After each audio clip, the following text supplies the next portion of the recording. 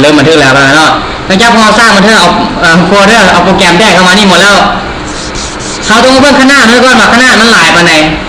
ถ้าขนาดนี่หลายมันก็สามารถเอาลงแผ่นได้อันนี้ประมาณ3กิกปลายเนาะ3กิกปลายนี่แล้วหลังจากนั้นเรามาเปิดโปรแกรม MIG Burn ดับคลิกกับโปรแกรมบัดนี้เราจะมา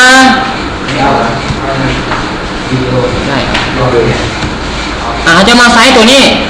เท่าไหร่เนาะเบิร์นก็เปลี่ยนตัวนี้หมายว่าสร้างโมเมนต์ขอโทษเพราะตัวนี้มันออกเขาจะสร้างอะไรก่อน image ไฟล์จากโฟลเดอร์หรือจากไฟล์เนาะเขาจะว่าไซส์โฟลเดอร์ตัวนี้นี่แล้วสร้างโฟลเดอร์นั้นเขาก็คลิกเข้าไปตัวทางนี้ source มาที่มาเขาจะเอาที่มาโฟลเดอร์ตัวที่นั้นเขาสร้างแล้วล่ะเขาเข้าไปนี่ตัวนี้โฟลเดอร์มันเอาไว้อยู่ไหนนี่อันนี้โฟลเดอร์ที่แตกออกมาแล้วหลายคนจะเข้าใจเนาะนี่โฟลเดอร์ที่แตกออกมาแล้วเสร็จแล้วนี่ตัวนี้เข้าใจป่ะนี่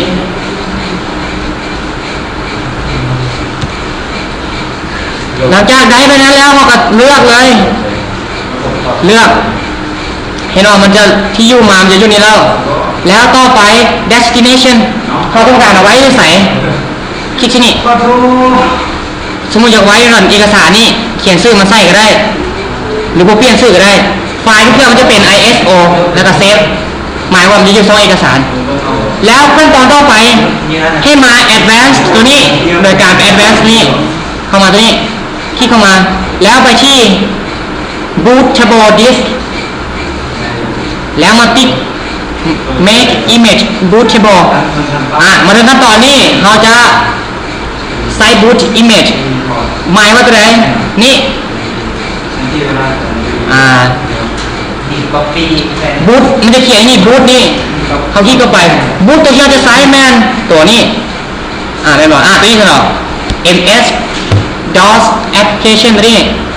เขากะเลือกเวลานี่boot เห็นว่าจริงๆแล้วถ้าผู้ใดยังถ้าเขาหาเวลาเขาก็เข้าไปตามแพทย์มันบอลไฟมันอยู่เข้าไปที่ boot แล้วจะเหลือตัวนี้เห็นว่า boot สังเกตเนาะตัวนี้นี่ boot ตัวนี้หลังจากเราเลือกนี้แล้วก็ open หมายว่า boot ได้ละที่เหลือก็ destination เอามาแล้ว boot เขาเอามาแล้วสร้างต่อไป yes กับ yes no กับ no อันนี้ให้ yes นะ yes ไปเลย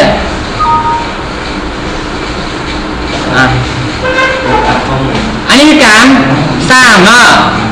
เดี๋ยวซีหน่อยมันจะใช้เวลาพอสมควรมันจะมีเนี่ยที่แจ้งเตือนมากดโอเคแต่แล้วก็อันนี้แล้วส่วนไฟล์นั้นเราเฮ็ดได้แค่ว่าเขาเข้ามากดสอบบ้างเข้าไปนี่โคเดอร์ที่เอาไว้อยู่ใส่วะลืมบอลไว้ลืมวันนี้เนาะยักษ์เมนนี่เนี่ยที่นี่ไฟล์ที่ออกมามันจะเป็นสิแล้วตัวเซิร์ฟเวอร์ข้างในมีแค่ว่าตัวที่เราเอาใส่อยู่นั่นเนี่ยมีอยู่นี่เขาสามารถเอาไปเขียนลงแค่เลยได้บอได้อันนี้คือวิธีง่ายๆถือว่าจบเท่านี้เนาะ